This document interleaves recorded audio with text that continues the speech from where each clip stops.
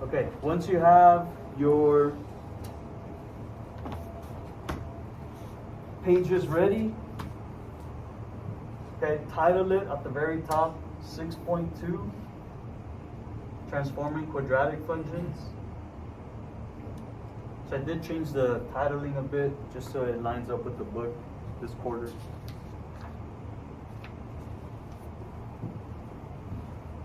Okay, and then our first main idea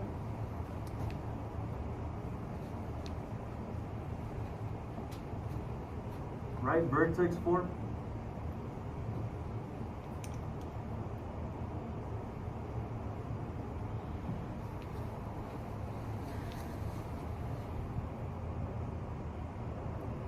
It's just a glare.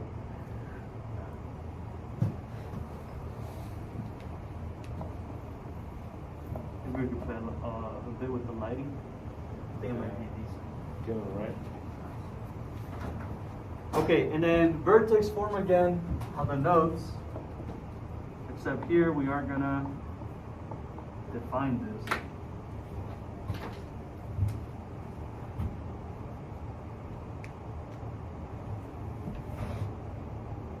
It's a little better.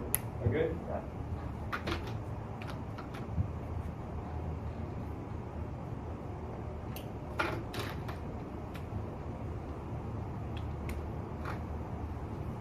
And here's what vertex form looks like for what we call a quadratic function. Okay, f of x is equal to, and then we got a times x minus h squared plus k. Okay, now it looks way more complicated than it actually is, because a, h, and k are numbers, they're values, okay? This is the general form. And somebody remind us, how do graphs of quadratics look? Anybody know this one? What's the general shape of the graph? Andres? You can describe it in a letter, maybe? Close. Good. More like a U though, because it has to be round. Right, these are the ones that look like this. Okay? These are called parabolas. Okay, parabolas.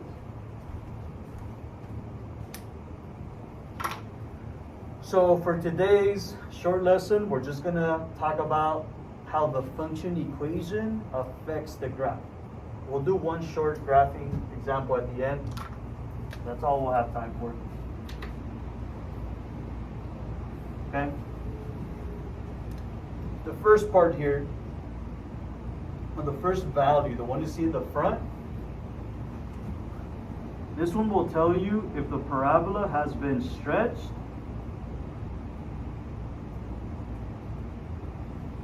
if that value of a is greater than 1. Okay, if it's greater than 1, then you have a stretch. Let me know if you can't get right over there. Okay, but if that value is less than 1, if it's less than 1, say like a fraction, right? 1/2, 1/3, 1/4, okay? Then you're gonna have a shrink. Okay, we call that a shrink. Okay? You'll see this in a bit. Actually, no, tomorrow we'll get into that. But we will see h and k today. So, take h. H is going to tell you if the function moves left or right. However, you're going to consider the opposite sign. Okay, what do I mean by that? Meaning, if h is a negative number, okay, you're going to move to the right. You're going to shift to the right. But if h is a negative number, if h is a positive number, that's what I meant to say. If h is positive, then you're going to move to the left. We'll see all this in application in a bit. Right now we're just doing basically definitions. Okay, and then k, the last one, this one's going to tell you if a function is moving up or down. Okay? Up or down strips. Any questions with the definitions here? No? Okay. So Mr. Toscano is writing our first example. So just we don't want to erase this yet. So you guys will write it under in your paper. So write it under, and then also update your left column here with examples.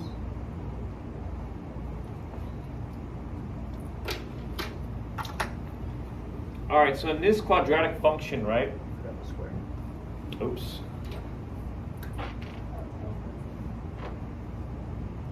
Yeah, we need that square. Or else it's not a quadratic. All right, so in this quadratic function here, we need to take a look at the values to identify what's going on, what's going to happen in the graph. Okay. So the first thing that I'm going to look at, I'm going to go ahead and look at the k value.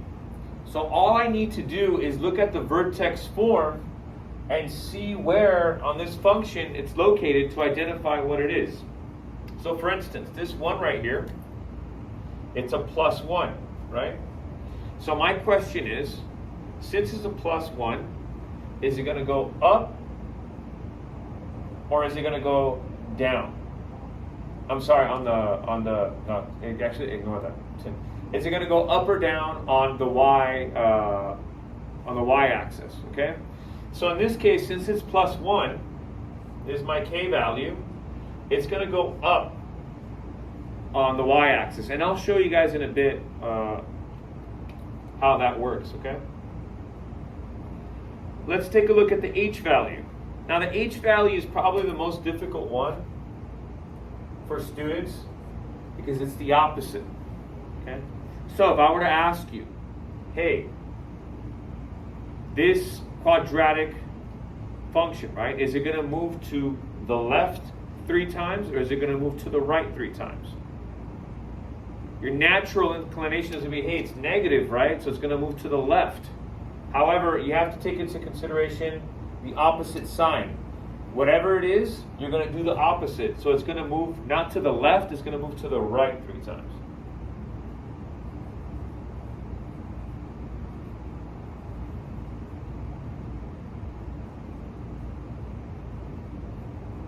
Okay. So move to the right 3 times. Remember, it's always the opposite.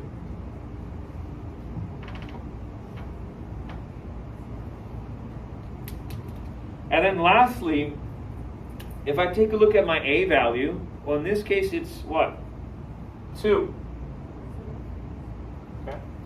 So the question for this, all we're doing is identifying what these values mean. We know that k, right, was 1, so it's going to move up on the y-axis by 1 space.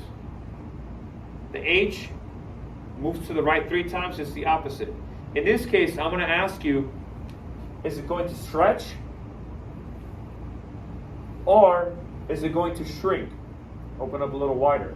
So let's take a look at this. What's the criteria? Well, a needs to be bigger than 1 for it to stretch, or a needs to be less than 1 to shrink. I have 2 here. What's going to happen? Shrink or stretch? Yeah, it's going to stretch. Okay.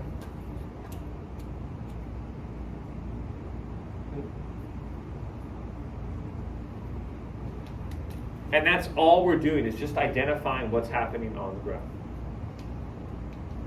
Any questions?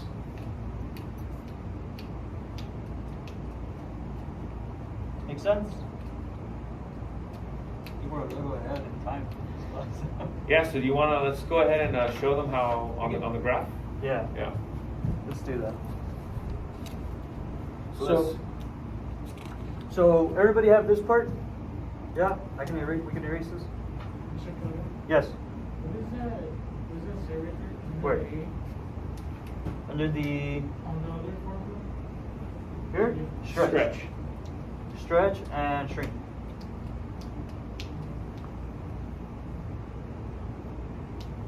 Okay, you got it? So let's Now look at this example here. What we mean by all that graphically. So let's take the graphing approach now. Okay. And I'll draw the parent function.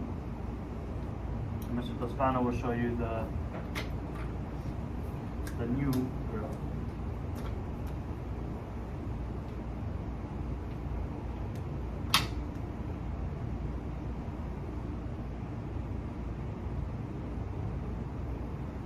Okay. And whoops, I forgot to write my. Okay, we'll write it below. This one will be f of x is equal to x squared. Okay, we call this one, we call it the parent function. And what we mean by parent function, it just means the basic. It's the most basic form. This one's just x squared, right? Nothing else is interesting about it. It's just x squared. The example we did before, though, right? That one has a 2, has a -3, has a 1, right? This one's the most basic form. That one's more interesting.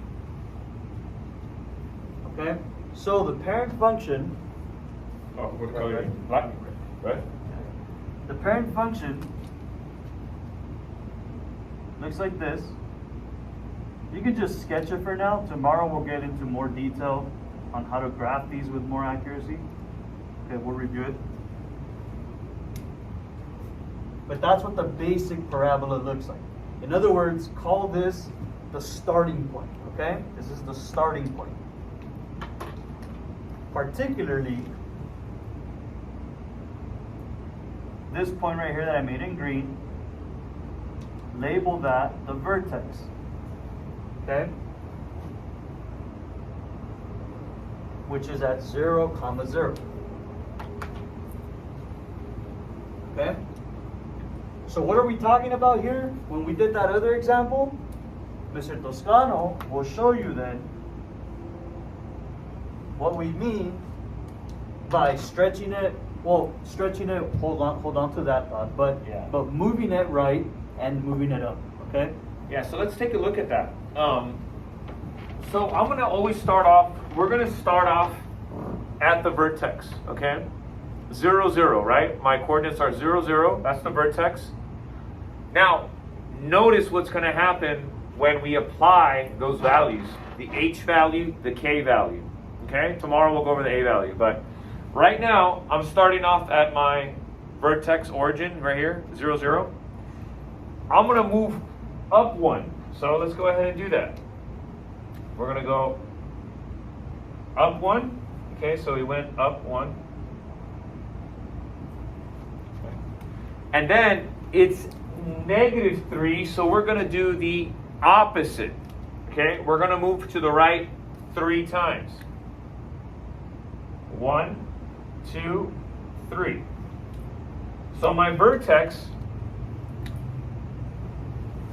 changed to 3,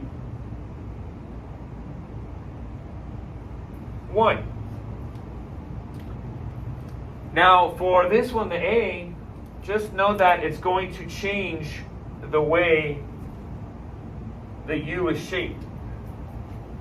But we'll go over that tomorrow.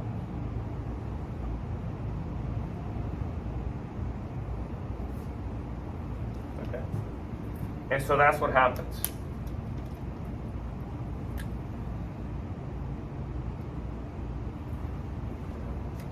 Does everybody see how, right, we went from that green point, the vertex, from the parent function, and we moved it up 1.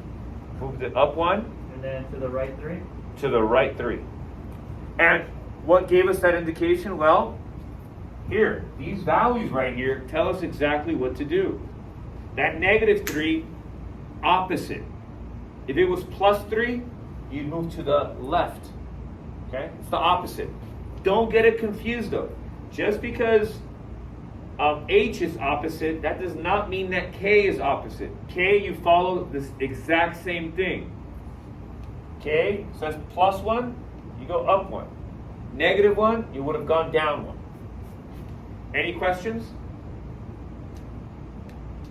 Make sense? Yeah. Okay.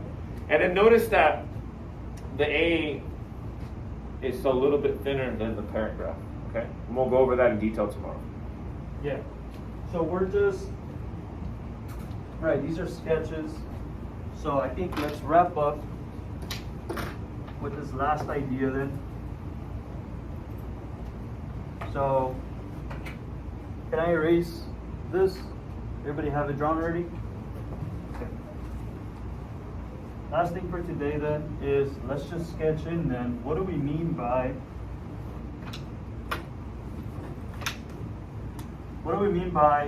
stretch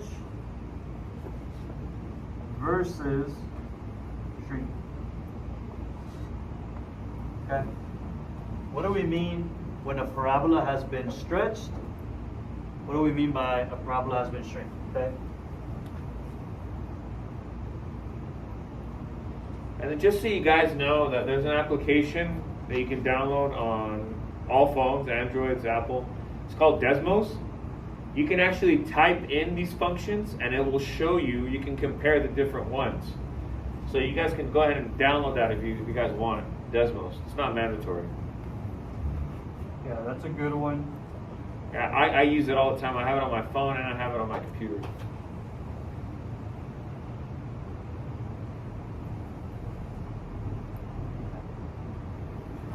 Create these two.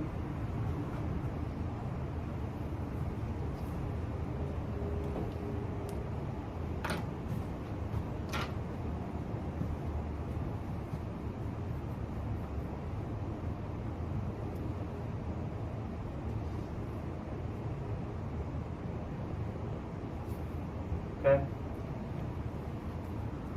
Take 15 more seconds.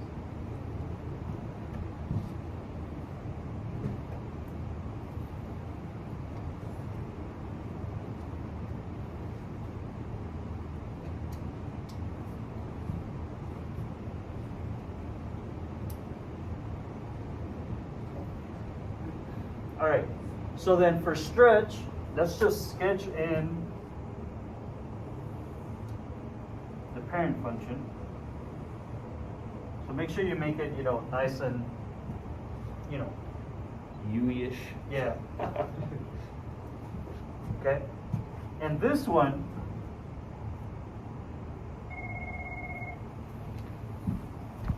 label it like that.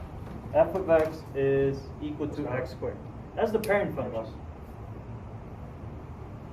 Yeah.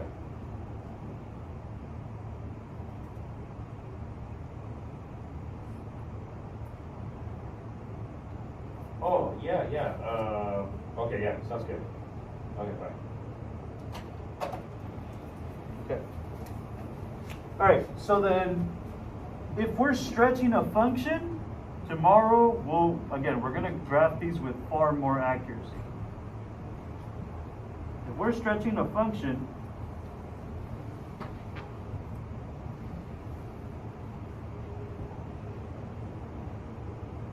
okay, then that means, okay, well, actually, let me ask you guys. How would you guys describe the dashed one compared to the solid one? In like 1 or 2 words. How would you guys compare the dashed one? Let me trace it in blue. How would you compare this blue one if you had to compare it to the solid one? Like, what's the difference? Huh? It's thinner. Yeah. Good. Okay. A stretch, okay, in this case, means thinner. Okay, thinner. And that only happens when A has to be greater than 1. Okay? A has to be greater than 1 in the equation. So the example we did earlier, right? We had a 2 in the front. That's going to be a thinner parabola. Okay, it's going to be a thinner one. Okay? Questions? All right, let's see. Let's wrap it up here. All right, once again, draw in the parent function. Okay, this is our last idea, I promise. Want to go over this one? So let's go ahead and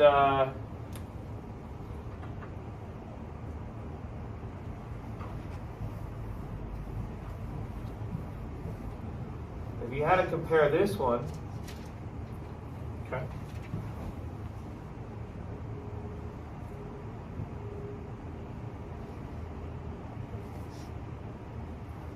Okay.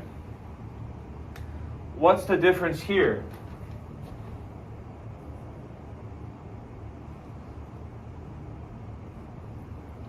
If you could describe it. Yeah, how would Yeah, in one or two words. What would you guys say? bigger? What about wider? Yeah, right. It's definitely wider, right?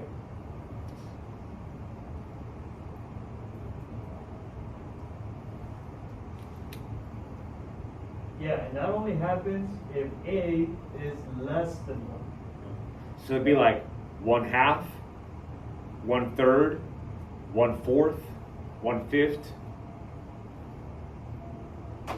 1/1000. I'm just kidding.